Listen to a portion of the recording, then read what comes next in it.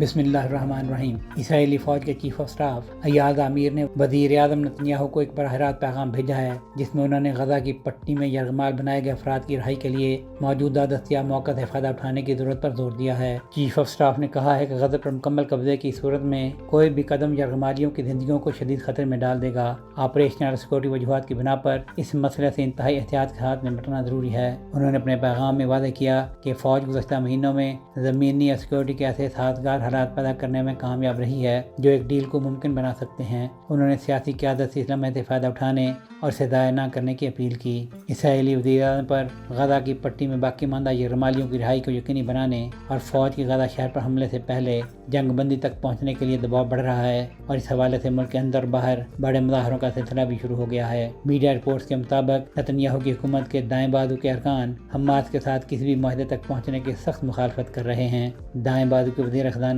سموٹرچ نے یرغمالیوں کے رشتہ داروں سے کہا ہے کہ اگر نتنیاہو جنگ بندی پر راضی ہو جاتے ہیں تو وہ حکمران اتحاد سے باہر آ جائیں گے۔ مزید برآں ایک متبادل حال کے طور پر ایک نمایاں اسرائیلی اپوزیشن شخصیت اور سابق وزیر دفاع بینی گٹس نے یرغمالیوں کی رہائی کے معاہدے کو ممکن بنانے کے لیے 6 ماہ کے لیے قومی حکومت بنانے کی تجویز پیش کی ہے۔ مبصرین کے مطابق نتنیاہو کی اس تجویز کو قبول کرنے کا امکان نہیں ہے، کیونکہ وہ اپنی سیاسی بقا کے لیے سموٹرچ جیسے دائیں بازو کے شراکت داروں کی حمایت پر انحصار کر رہے ہیں۔ کہا جاتا ہے کہ جنگ بندی کی نئی تجویز امریکی خصوصی نمائندے اسٹیو وٹکاف کی طرف سے پہلے کی تجویز کا ایک ترمیم شدہ ورژن ہے۔ اس نئی تجویز میں 60 دن کی جنگ بندی کی شرط ہے، جس کے دوران 10 زندہ یرغمالیوں کو فلسطینی قیدیوں کے بدلے میں رہا کیا جائے گا۔ یاد رہے کہ 50 یرغمالیوں میں سے 20 یا زیادہ زندہ ہیں۔